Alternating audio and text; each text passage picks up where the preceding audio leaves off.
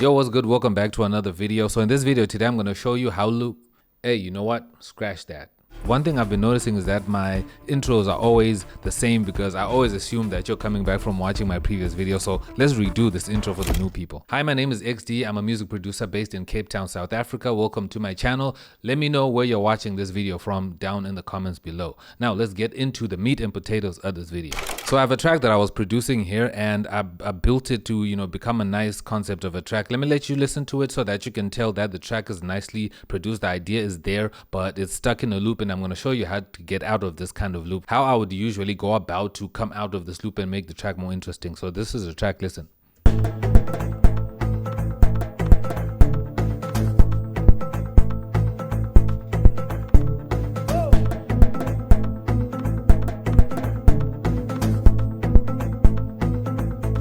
Ooh. Dude, this track is coming along. I'm really excited to finish this up and see where I can take it. But as you can tell, the track sounds like a loop. It feels like a loop that will just loop back and forth. But now you want to add more to the track and more variations and things like that. And the first thing that I usually do with tracks like these is I firstly look at the bass. I usually like to start there because with house music, the bass is everything. The bass is where you want everything to, to flow and do stuff like that. So I did this video just to show you how you can do this. But I also shared some tips about bass in my previous video about log drums. If you also want to check that out, just a quick plug. But this is the bass. I have this patch here called the tight synth bass. Don't worry about what kind of bass it is or what it sounds like. We're just talking about production here. So this is a technique that you can use in any of your tracks, in any DAW again, and no matter what you're doing, it's just a technique that I find works really good for me. So the bass is right here. If I can solo the bass, it sounds like this. So the bass is pretty simple. It's just repeating one note. As you can see right there, the note is an A. It's just that simple. It's not really doing much. It's just holding that simple thing. So that's the first problem here, because the bass is just holding one note. It's not changing much because I like the flow of that bass just like that. In house music, you want a bass that just flows like that and doesn't do too much because, it just sounds good. It gives you a vibe. But now the whole track does not necessarily all the time need to have just a one kind of bass. Otherwise, you're just going to make your track not really interesting. So what I would do here is I would add a different variation to this same bass, right? So what I can do now is, let me unsolo this. I can select everything like this, and then I can just duplicate. How you duplicate in your DAW or your software is going to be different, but for me, I just copy like that and I just duplicate, and then I'm going to move my cycle right here, which is this yellow line, and then I'm just going to move it to this second section here, and I'm going to select that so that I'm just focused on this second section here, right? And then I'm just going to remove this second bass here so I can work on this first one here, and I can just loop again just this section here. So again, it's just going to sound like I would sound it in the previous section here. But now I want the bass to change from this one note and then change. So what I want to do, how I usually do that is I usually like to go all the way down. So I'm going to come from this A, and then I'm going to go down to a D like that, and then I'm going to go up just like that. So if I show you the notes, you can see right here I'm up here on A, then I go down to a D, and then I go up to an F, then I go up to a G. So that's what I'm doing. I'm just going.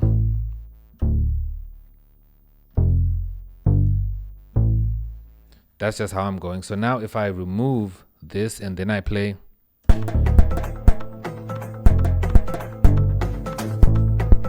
just like that, right? So that's what I'm doing. So if I start recording, I can just do this.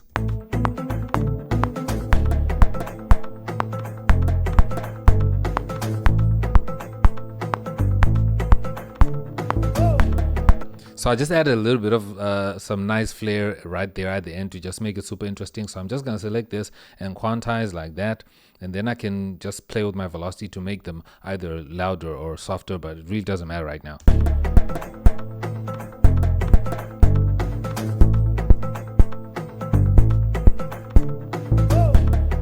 I'm going to fix that last note right there like this. So now you can see how these notes are, right? So we're going on a D to an F to a G and back to an A, our root note where we started, right? And then now what we want to do is that we don't want to keep this bass this simple. We want to add some ear candy to the bass, just to add a little bit more stuff. So you saw that I said that from the root note we are going down. So now when we're adding these extra things, we are now going up instead of going down, so that we have a nice variation in this bass.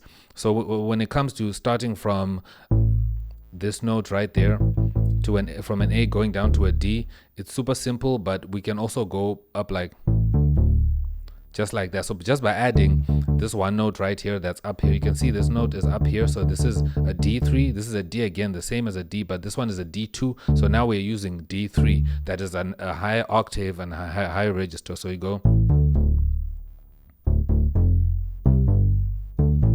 just like that. So you can play around with the higher notes to create something like that. So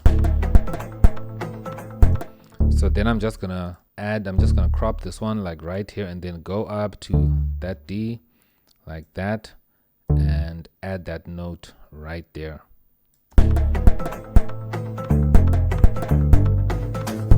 And then I'm gonna add another one right here.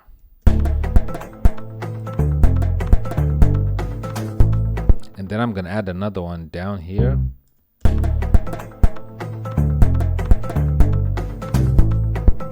Ooh, that sounds good.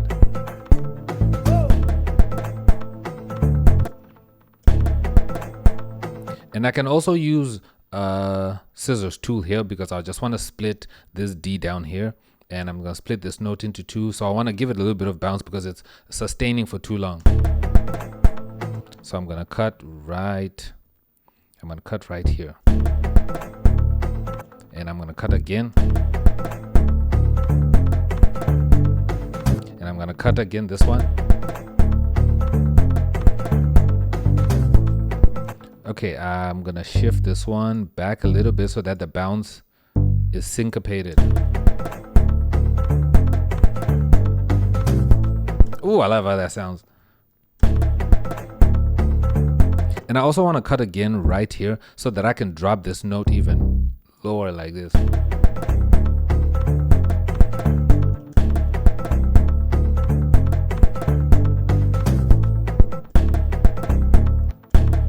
And I'm gonna cut again right here. And I'm gonna cut again on this F right here.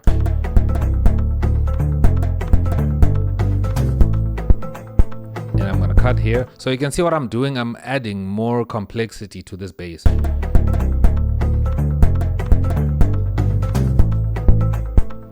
Hey, that sounds good. So I'm gonna cut again right here, and then there too. I think I missed it right there, but we'll hear how it sounds. Yeah, I know I missed it there, so I just need to shift it a little bit more and then bring this one back.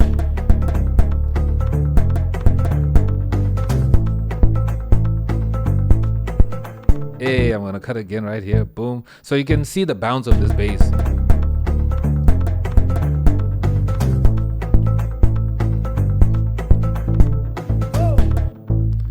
Okay, I need to fix that note right there.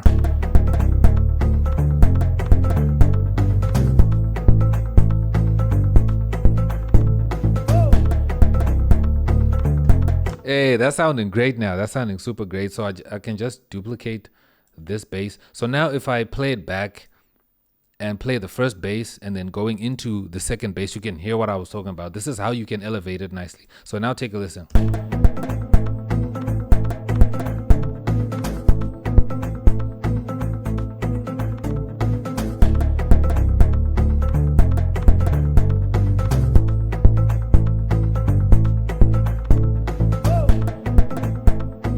So the transition is flawless, but then you can also emphasize the transition here if you maybe, remove your kicks before it gets there. Because I know I just played you kind of a rough transition there, but you can add effects. You can do so many things to this bass so that it can sound as cool as this. And another thing you also want to take a look at is, adding also other layers of the same bass. So for me, I like to layer with log drum. So you can see down here, I already have a log drum pattern that I added here. So when I have this pattern that I created here, I can just copy it over to the log drum, because the log drum that I had here was playing something totally different. So let me just activate it and unmute it and play it.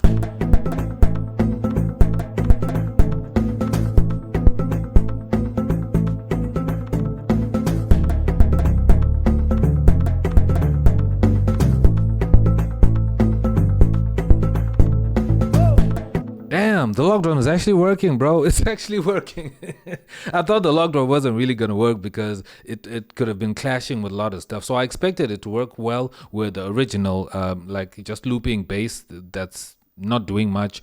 But then when it came to the second bass that I just created right now, it's also working because it's super percussive and melodic as well. But I also want to hear how this log drum would sound if I copy the same patterns that I have on this new bass and see what that does. So experiments like that can also just help you make good decisions. So I'm gonna copy all of this over to the log drum pattern right down here, and I'm just gonna copy that and then just paste it over like this, so that I can take a listen to how this log drum would sound with just that.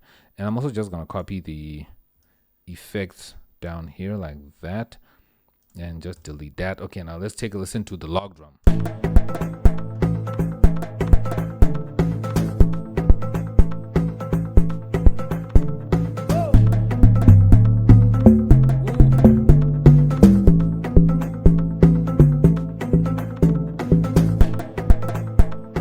Damn, that sounds great. That sounds super good. Although there's just a difference in velocity because I made the other velocities much louder. So that's why it started off soft and then it got louder. It's the same thing I did with on my basses up here. So I can just lift them up like that so that they're all the same volume, so that they're all sounding the same.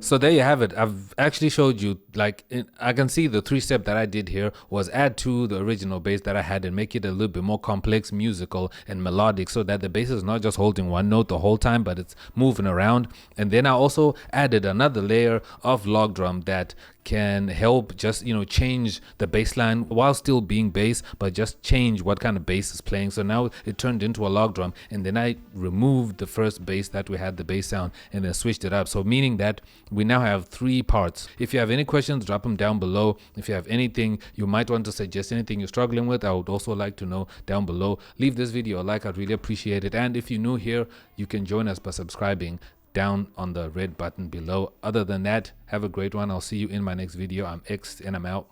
Peace.